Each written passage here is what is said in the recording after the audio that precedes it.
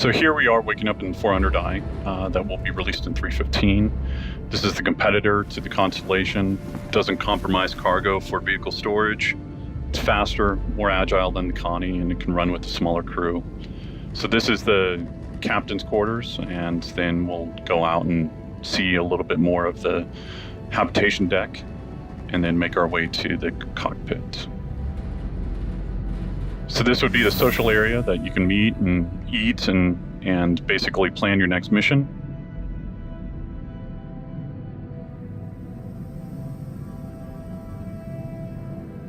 And then from here, we'll go to the cockpit.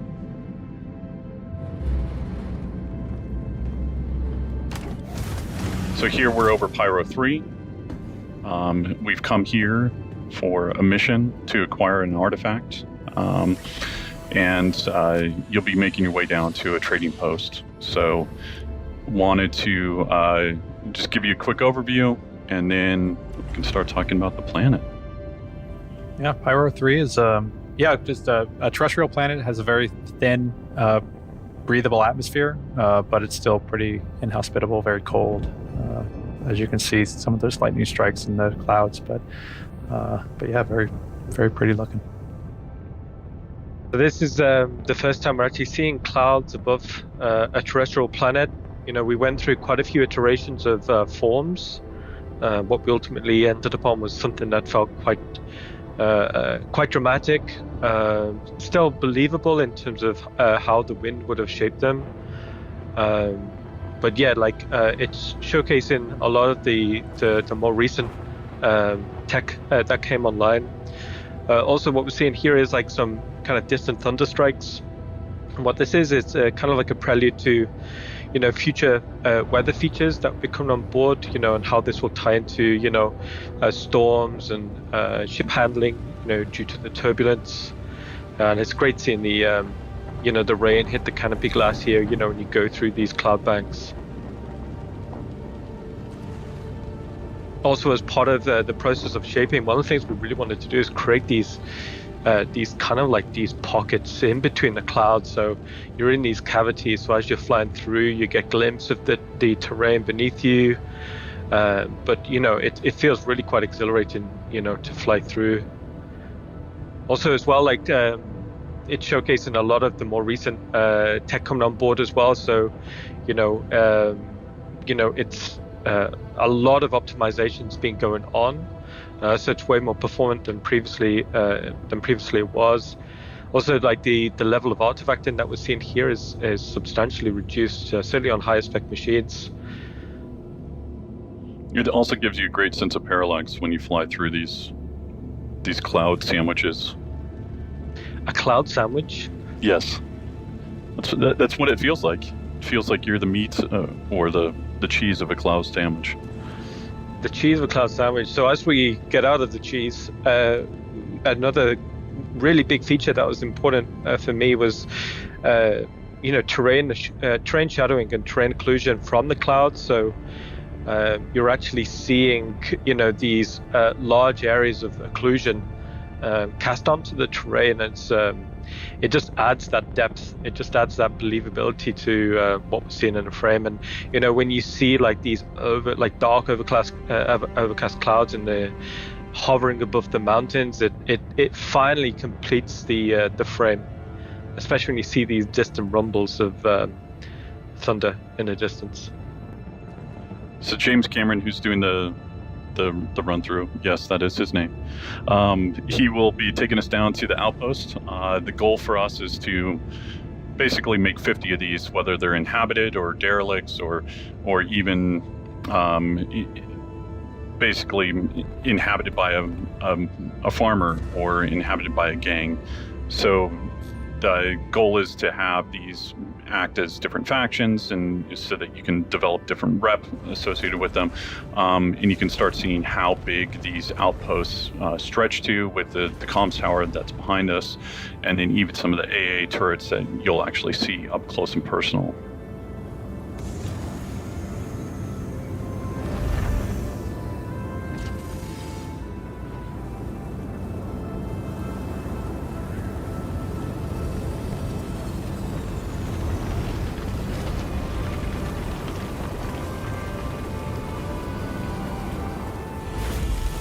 That was a really good approach from James there. Good landing. That was a good solid 3 out of 10. 3 out of 10. Jeez. Ian's a tough grader.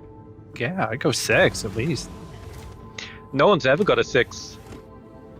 Gotta watch me land, man. So here we'll go down to the technical deck.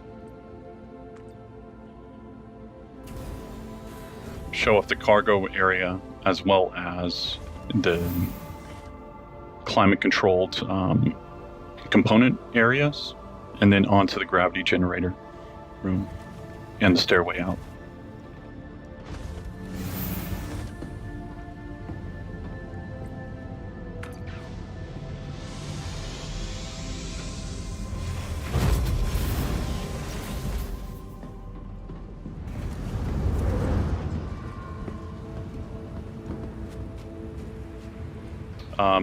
So you'll be able to learn more about the ship in one of the later panels that we have with Ben, Paul, and John. I think the team did a great job on this. I think this is one of my favorite skins. Yeah.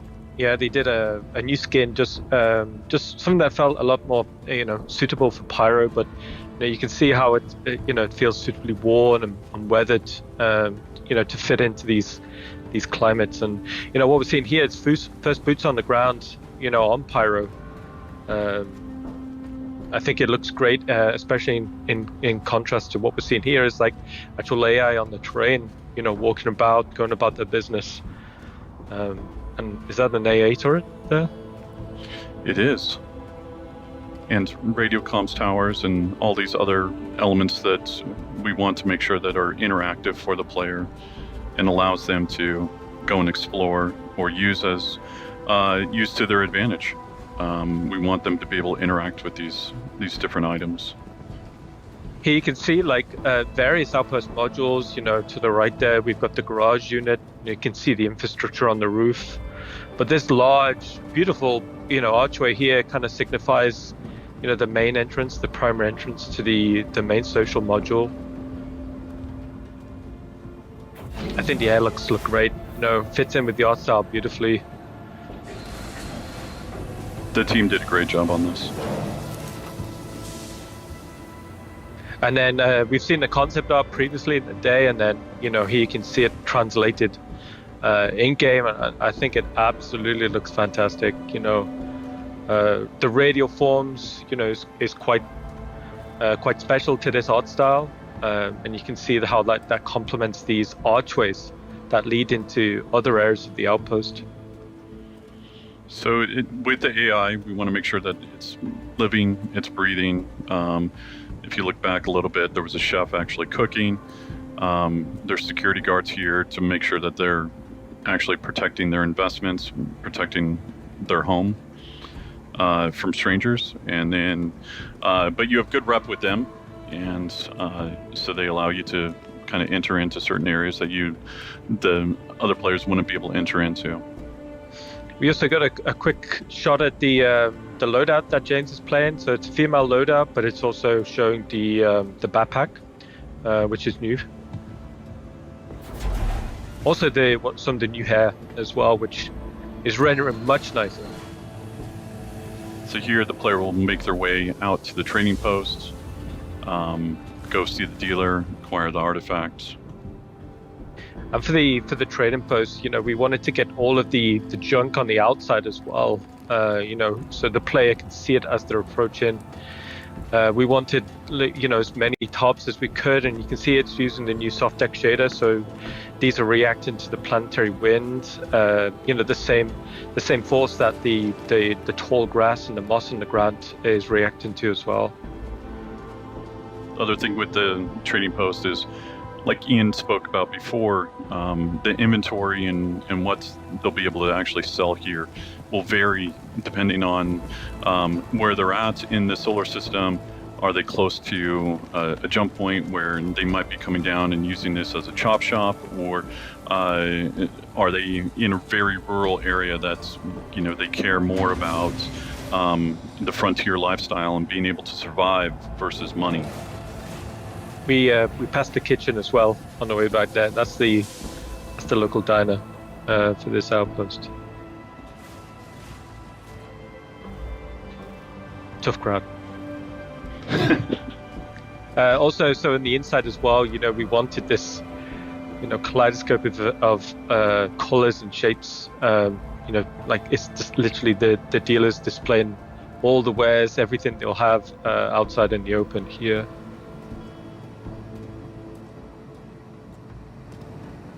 Well, welcome.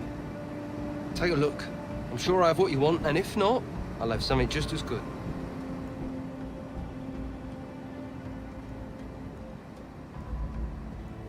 Yeah. Oh, yeah, very good choice. Very good. So after 5 million credits of disposable income, we get our first look at the Hadithan Artifact, which is obviously going to be what is sort of a super rare thing that you'll hopefully be able to start finding in the galaxy. Which is sort of, if you're familiar with the lore of Hades, was an old civilization that destroyed itself. So somehow this trader has gotten their hands on this artifact.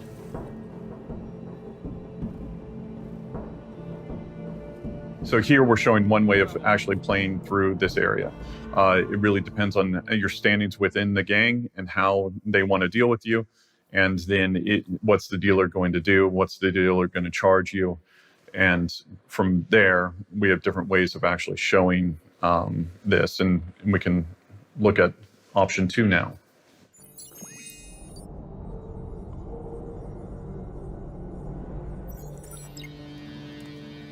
So here we're going to run it back a little bit and show off a different way of entering into the trading post. This is a little bit more straightforward versus in demo 1 we took a side route through the social area. So yeah, this is just some additional warehouse space that the trading post would have, and you can see it will lead directly onto this courtyard. And for the keen-eyed people, you'd see that the barbecue's still not being eaten yet. The grill master would be fired. Yeah. It's still full of wieners.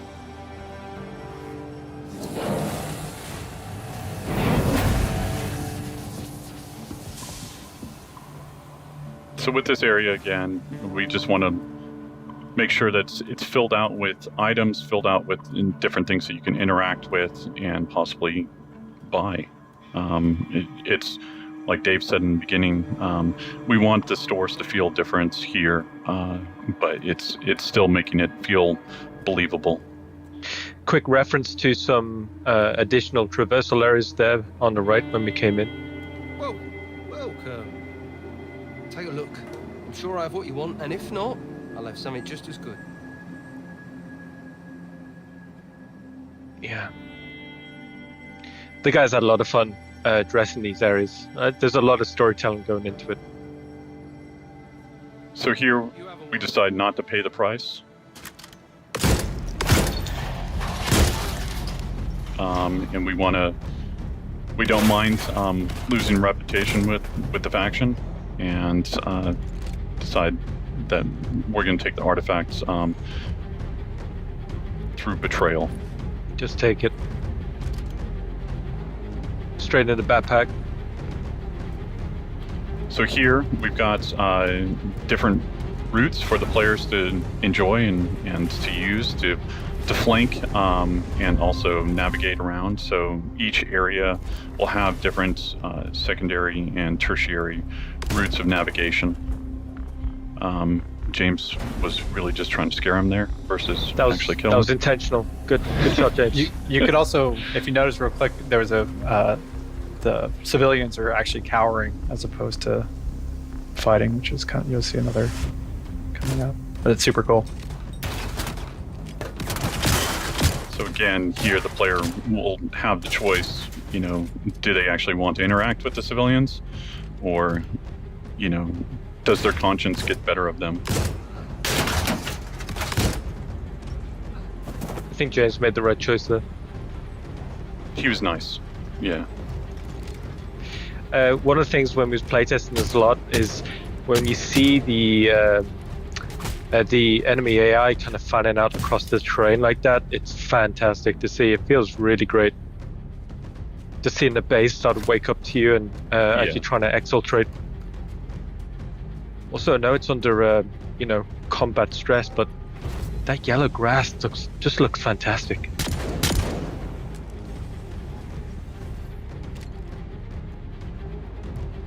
That's how I play. So here, James just wants to get out real quick.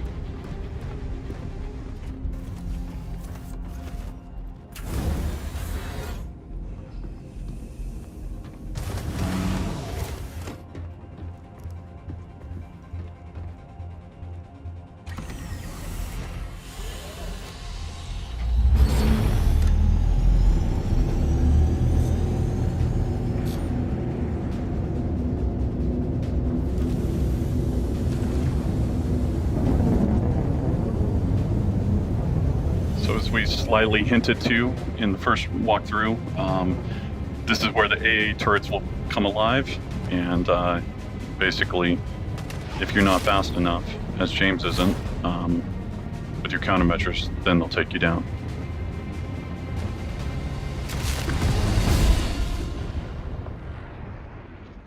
So what we saw there was the player went in, and based off their actions, the faction changed against them, and then basically became very aggressive.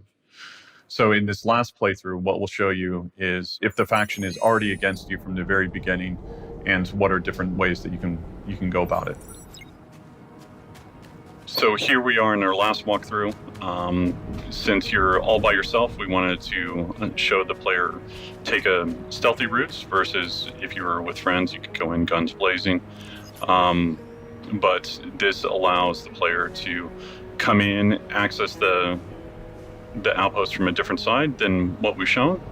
It also allows them to clock all the AI and see how they want to approach the problem and see what other secondary or tertiary routes would be open to them, either via the ladder or maybe a possible door.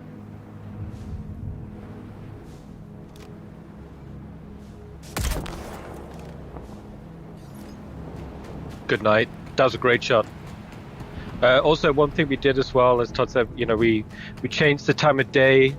The wind is slightly stronger, so you'll see the gorgeous yellow grass blowing just a little bit more intense than before. Also, what we're seeing here is like something to imply at the frontier living. Maybe they're growing crops or vegetables out here, but it also gives a kind of like a soft cover approach to the perimeter of the base. Nice. Also, with it being a different time of day, this allows us to show off the AI having their 24-hour schedules so that they can be in different areas when you approach it. So if you approach it at night or you approach it during the morning, they'll be doing different things, whatever is valid for their schedule.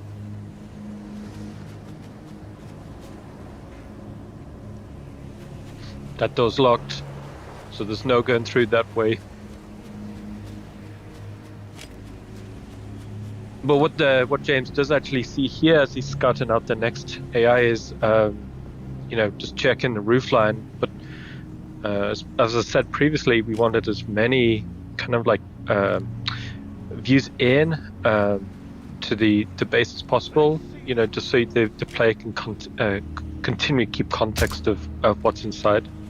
But also when you're inside, it allows the player to have context of where they're at within the actual outpost.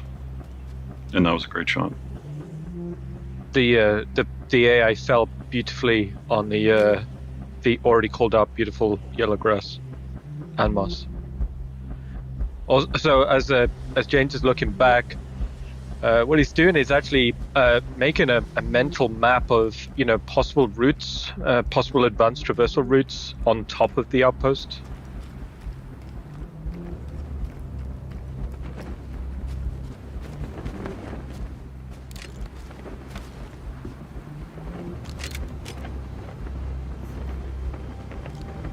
And we saw the dealer there in the bedroom, just end of the day. So with each outpost, there'll be different routes that will be open to the player or closed to the player. So some of them might have ladders on the outside, some of them might not. Some of them might have basically ways to get in through the floorboards, other ones won't. But this is just one version of, many possibilities.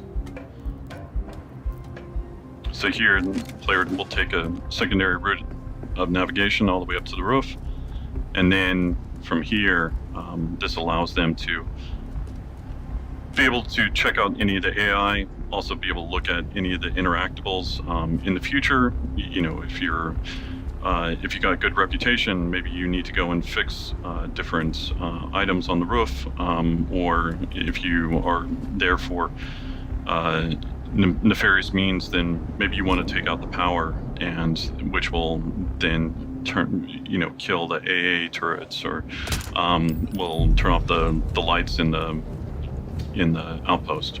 So it allows the player to interact with different items, and then basically create a nice little sandbox for them to play in.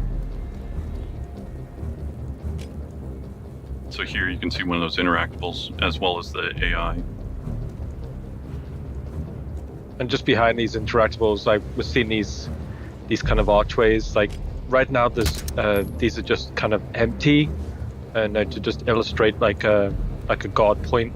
In the future, these could be maybe customizable, or they could contain like an Aaa turret, like we saw on demo 1, or it could contain like cargo storage.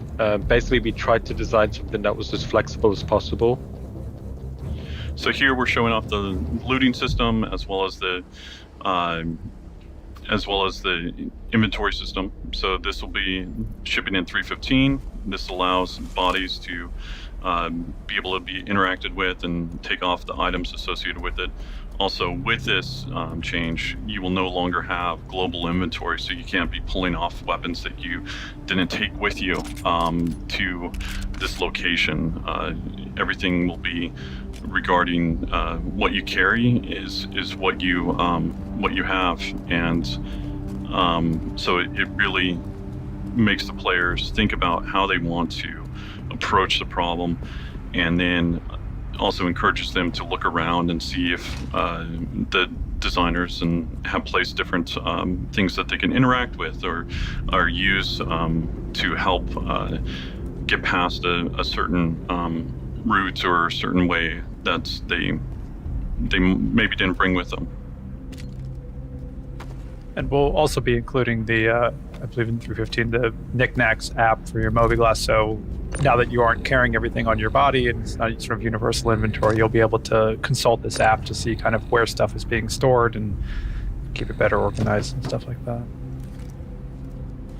So here, this allows the player to have a quick little puzzle, but just gives them a little bit more interaction, and then allows them to go on to what I would consider a tertiary route, versus climbing up the ladder and possibly having to deal with the AI or them being spotted by them.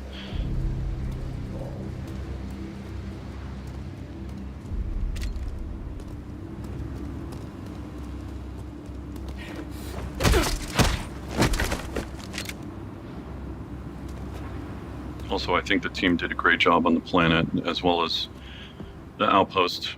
These are really fun to play and sneak around in, and allows for many possible ways of attacking the same problem. What we're seeing here is like James is actually getting up onto through one of these like rooftop storage modules, and it's given like the highest point in the base. So from here, you can actually make probably the most informed decisions on how to approach the next problem. We're seeing this guard routine here,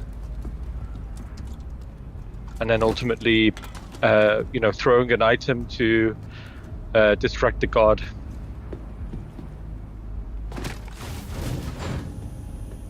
Allows them to go and access new areas. It's a behavior that we're still working out, but at least we're seeing like the first iterations and be able to continue to optimize it as well as make sure that the behavior is working properly. So we just saw there for the first time. It's like the first rooftop airlock hatch. So previously, route in and out, if the outside wasn't pressurized, like we wouldn't have this option. But now through that rooftop airlock, you can cycle and then infiltrate through the roof. And also what we're seeing here is potentially scouting out an advanced traversal up into the rafters, getting on top of some infrastructure and getting like this overview as we go into the garage module. So here, this is placeholder, but it gives you an idea of, we want to have different interactables, different loot boxes laid out around the location. So if the players explore, they'll be rewarded. We want to encourage them looking in every nook and cranny and enjoying, what the outpost has for them. And one of the things that's interesting is these garages won't be vehicle spawn points, so it's not like a big kind of like pad in the middle, but it's more like, if you want to have your vehicle there, you got to drive it in and park it. So here you can see a variety of vehicles just laid out how the player would have just parked them. Just gives a much more believable and realistic design.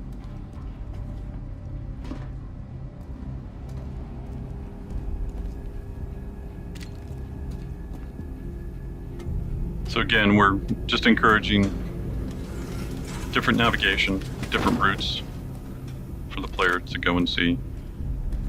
Over to the left, back there was a possible way of going into the floorboards or going underneath the outpost.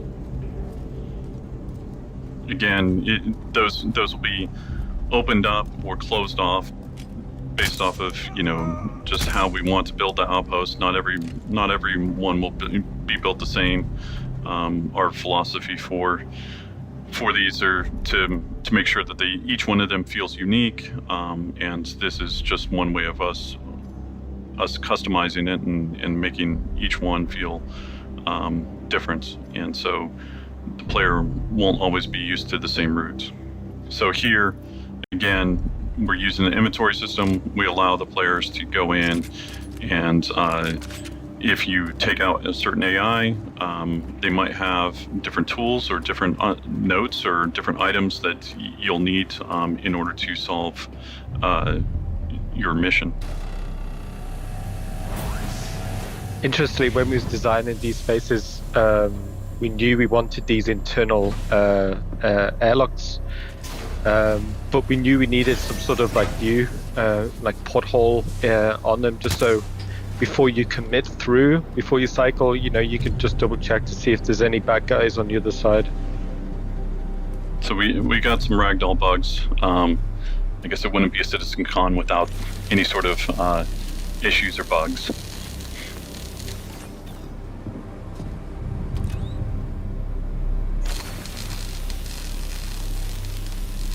So here, like previously the players being, on the roof, they've come down through the main section of the outpost. But here, what the players doing is they're going to the underfloor section. So these are vents, but they're more like subfloors. So they're meant to feel very dark, very minimal, but you're actually seeing the foundations of these outposts. So inside here, it's the player will need to kind of work out how to navigate through them. It's very much like a torch-based experience, and then within here, what the player can actually do is work out roughly where they are in relation to what's upstairs. And what you're seeing here, like this light bleeding down through, you can kind of make informed decisions, or okay, that's where that AI was, or right now the player is just underneath that main social space. So if you think back, like that was that guard in the beginning, just next to the kitchen counter. But we've intentionally made these spaces not necessarily like very easy to navigate, because there wouldn't be a lot of light down here. The player would have to, follow, for example, like James is following the blue wire here. Making a decision to like, hey, if I follow that blue wire, I'm probably going to get to something interesting or a point where I can actually, exit this subplot space and get back up above. And what I like about them is basically just the claustrophobic feel of it. And then obviously the addition of possible secondary or more advanced navigation. So either going into prone or just going full crouch.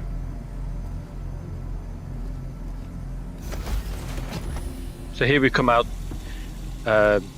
in the bathroom space that's on the other side of the garage. So we're on the opposite side of the outpost from where we just were. It's a good ragdoll. Now the body drag. In the shower. So here, this is just a different wrapper on a loot box. In this case, it's a hamper. And so the player will be able to really change outfits and adjust the way that they look so that they can walk around the outpost and not be noticed. There will be kind of a certain time limit associated with it. We still need to work out the details on how all that will work, but the goal is to give them a little bit of leeway, and so if you look the part, maybe you're not scrutinized as much, and the AI won't notice you as quickly.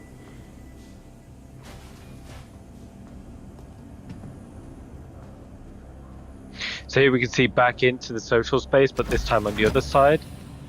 And then this door will lead directly into the habitation room that we saw previously on the outside. Speaking of fun ragdoll physics. That was a great one. So here, the player decided to take the dealer out instead of actually figuring out how they could open up the safe. So they're going to have to look around the room. They're going to have to interact with the body and possibly see, is there a way for them to actually open it? In other cases, maybe the safe will be hackable in the future, and in some cases it won't be. And then you'll need to figure out a different way of actually opening it.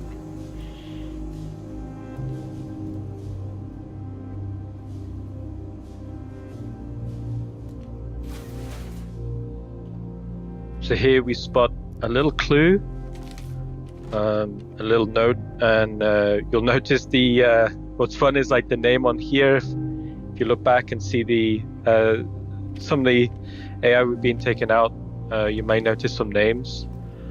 So here's the clue for the player. But one of the coolest things for me here is the player is holding an item with the clue. And while holding the item, they can seamlessly interact with another item to solve a puzzle. That's awesome. And then here we got a little bug. The player was able to acquire the artifact, and then will be able to do whatever they want with it, either sell it or be able to use it somehow in a future mission. One of the things that was really exciting about watching this kind of back to back is finally getting to see that freedom of choice. And it's really, really, I mean, again, our locations are always spectacular and beautiful, but now like having that sort of striking that balance between, this sort of well thought out social space and construction of these locations, but also an equally effective stealth and combat thing. It's super cool to see. So after seeing the demo play through, 3 different ways, it was a huge team effort. So everyone that worked on the project, on this part of what we wanted to show, we want to say a big thank you, a big shout out, because, we're just presenting it. It's the people that did a lot of the hard work that should be represented.